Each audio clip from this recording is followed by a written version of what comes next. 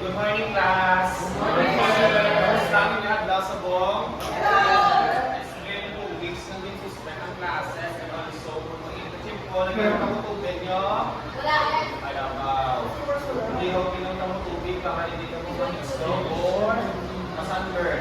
Okay, before we start our class, let us know ourselves in the presence of the Lord of this one stand.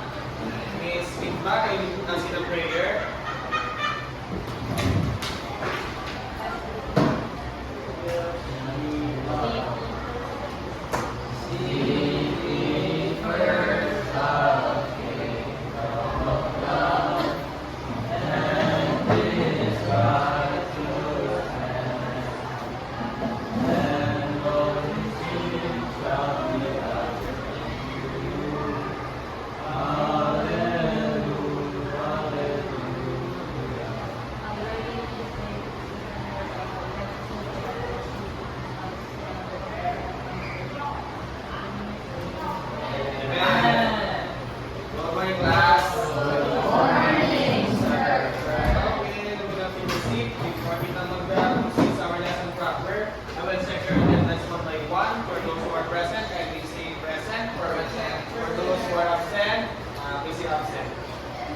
Okay.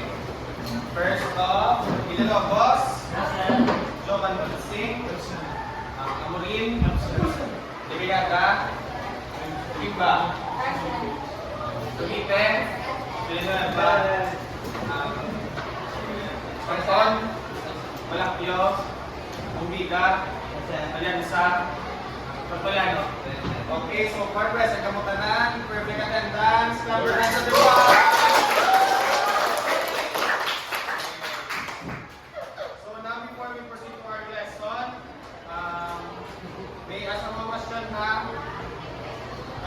Based on the picture, ano ang na-notice nyo dito sa picture? Anong yung sa tao? Okay. Okay. Okay, very good. What else? Grass. Okay, very good. What else? Okay, very good. Last one. Okay, very good. So everyone, nakabalo na sila sa namang lesson for today. So our topic for today is all about field and nature and outdoor recreation. So, para sa inyo, everyone, ano ang outdoor activities ba ng para sa kada tao? Okay, very good. Okay, sino pa? Sino pa? May idea? What can you say about activities? Okay, very good. Sino din may mga do you have any experiences? Di ka muna dito or naglakaw sa lugar sa Pilipinas? Sa Disbukari? Yes. I've been there also, no? So, yeah, ang mountain activities man also is very, very nice man. Tsaka also, makapatawad sa king mo pagalingon kung kung board, sa academics, and also sa mga lokakot sa panikalay. So, here are some outdoor recreational activities. First, mountain activities. Ang example dili is trekking, rock climbing, mountain biking, and canyoning. So, sa forest activities naman, we have examples of these are camping, orienteering, bird watching, tree climbing, and going to adventure parks. So, sa family activities, everyone, we have going to amusement parks. Sino bilang may bilihan ka na sa amusement parks? Hindi ka na kanto ang amusement park. Okay. In Quezano, lapit sa mga SF. Yes. Nanang Lubix actually. Going to safari park. Are you familiar with Manila Zoo? Sa Manila? Ako nang pinakanabi na zoo dito sa Manila actually. Oo. And also picnicking. Do you have experiences of picnics? Yes. Narating ka mo sa mga forest. Pwede na sa Bigfield. Hindi dapat na Bigfield. Ang ano pa, ang Forest Lake, Golden Haven, mga beach resort, yung mga picnic area na sila. So cultural activities. The examples of these are visiting indigenous cultural centers and museums. For example, the museum here in Iloilo, the Museum of Iloilo. Let's give again, ang nasa temperador. Yan. Ang YMCU.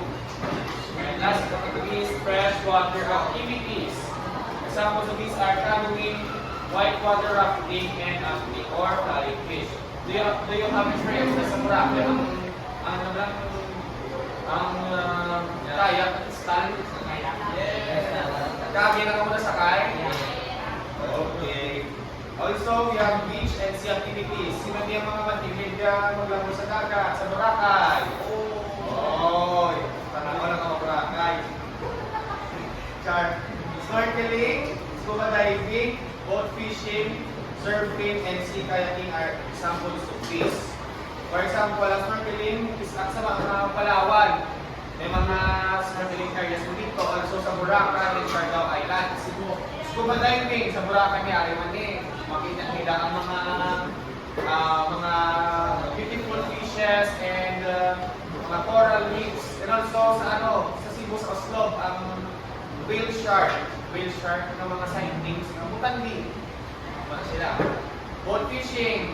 Kung mo yung here loves to go fishing in Iloilo River. Tilapia na yan. Sa Iloilo River, kapag mga sumbakman, like sa this one, sa coastal road in Lumangas, ng mga namin ng area.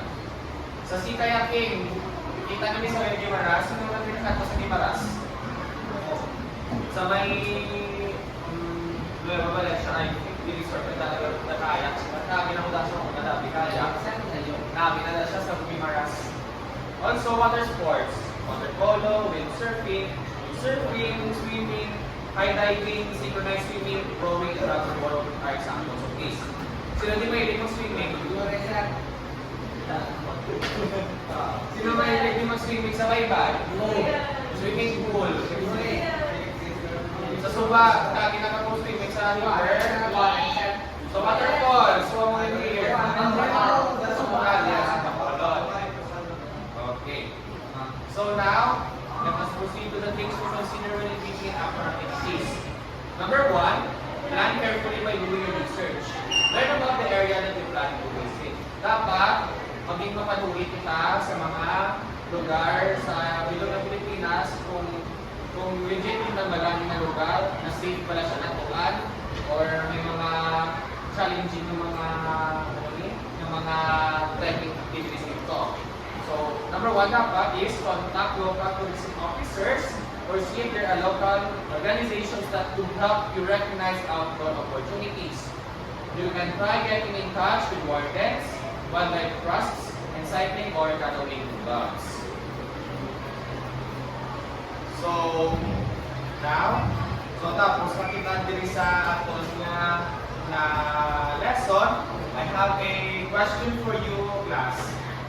Why is it na importante why our outdoor activities rather are very important to our daily lives? I will ask you one by one, ha?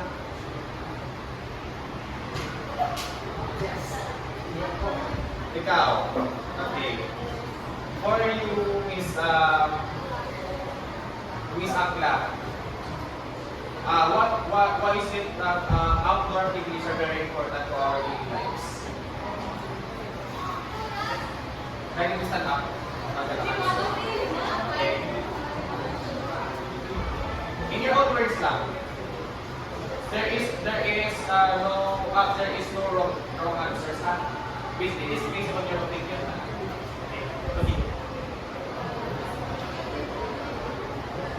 Okay, very good. How about you, Miss Kimba? Okay, please stand up. Okay, that's a nice answer. How about you, Miss Nagayada?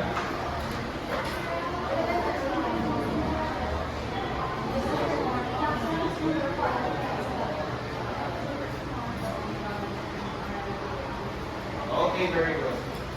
Mr. Perdoliano, and please stand up. For you, in your own words, why is it important na why is it outdoor activities are very important for daily lives?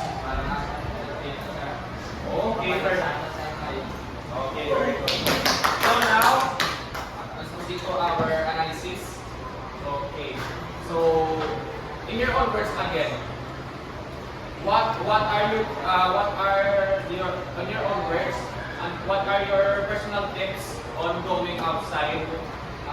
Going in other places outside, just like mga mountain and also mga resorts. That's Mr. Curry. Shocking. And he's not an answer. He's not in your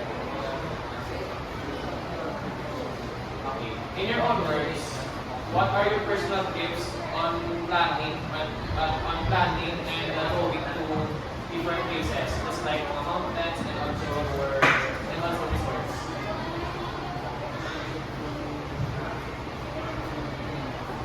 Okay, that's good. Okay, what else? Mr. Villalobos. Okay, very good. Last one.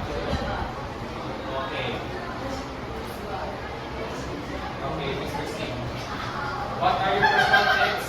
What are your personal tips on having or on planning on planning to travel in different places outside? Just like mountains and resorts. Okay, that's good. Money is important. Yeah. On going outside. Kung wala kwarta, paano magkalagaw? Diba? Yes. Okay. That's good.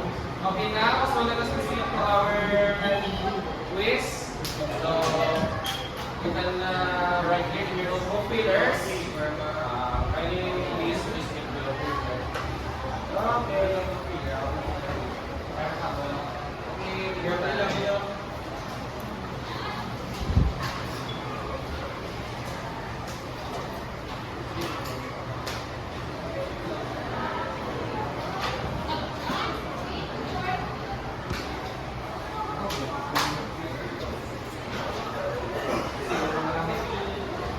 I will give you 10 minutes to answer the quiz. Thank you. I will give 10 minutes to answer the quiz. Okay?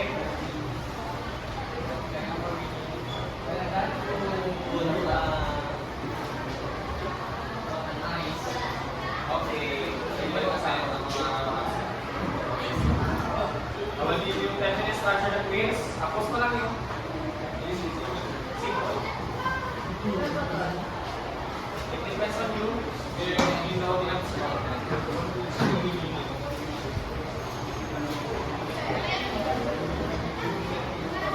Okay, time's up. Okay, I'll give you another 1 minute to finish the quiz. After that, after all that, we will check your answers. Okay?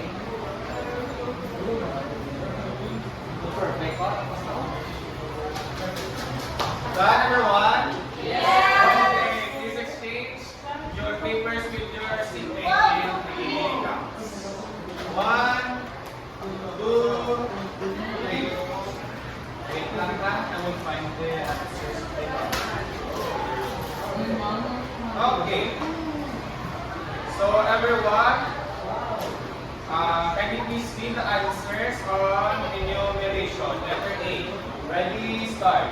Camping, orienteering, bird watching, free climbing, going to adventure park. Okay, very good. Perfect score. 4 is 5. Perfect. Okay, examples of mountain activities. Can you read the answers? Ready, start. Ready, rock climbing, mountain biking, Okay, very good. Okay, can you please go to 4 plus 1? Plus 1 million plus 1. 10 over 10.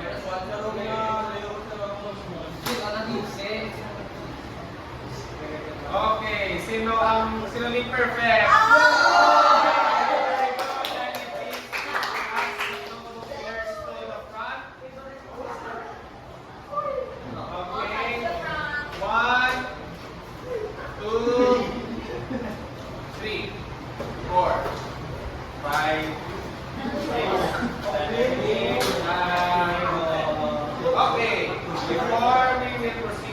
Before we end, you will have an assignment. So you are one half crosswise, you will write a in 100 word essay Oh. about your experience on traveling in different places. For example, din ka pala naglakaw sa Bukari, Boracay, sa Joaquin, Dimitas. Okay lang, it's okay. 100 words kindly write your experiences in traveling in different places. Okay? Before we end, can you please read? Let us take care of our And lastly, Thank you. Thank you.